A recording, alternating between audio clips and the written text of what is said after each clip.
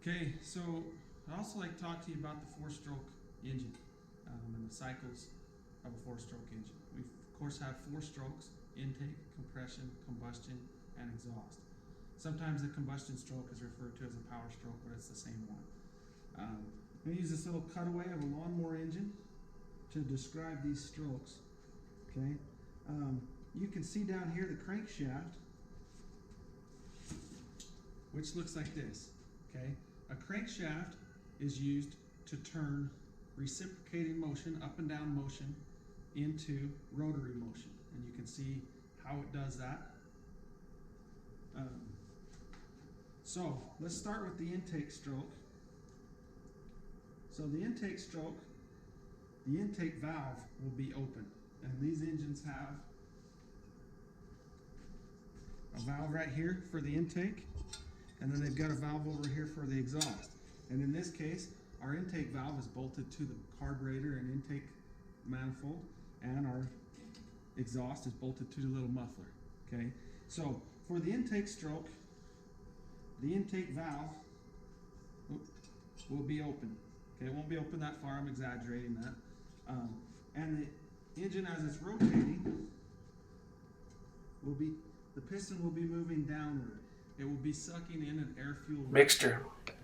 And then right as soon as the intake stroke is over, we begin the compression stroke. In the compression stroke, both valves are closed and the piston is traveling up. Okay? Right before the piston gets all the way up, we'll have an event where the spark plug fires. That will begin the explosion, and ideally the explosion will be complete as the piston reaches top dead center, therefore knocking it down. This is where we get all of our power from our engine from. As that combustion or power stroke begins, the explosion forces the piston back down, and then as it's all the way down, the exhaust valve, the front one, will open.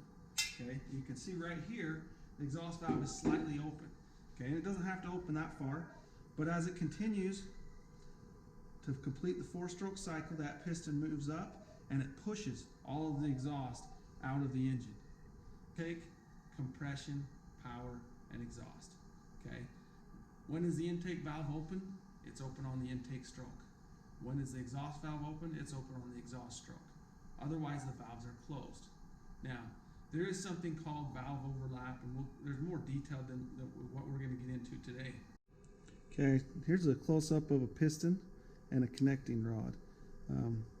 The top two grooves are where the combustion rings would be, and then the bottom groove, you'll actually have three rings in there, and that is the oil seal ring. Again, this part's called the connecting rod. That little piece that allows the connecting rod to slip back and forth on is called a wrist pin.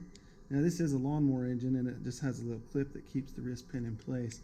On an automotive engine, generally the wrist pin is a pressed fit, and you have to heat up your rods and slide the wrist pin in from the side when the rod is heated, and then once the rod is cooled, it'll still slide back and forth like that, but the wrist pin actually slides back and forth in the piston rather than the connecting rod sliding back and forth on it.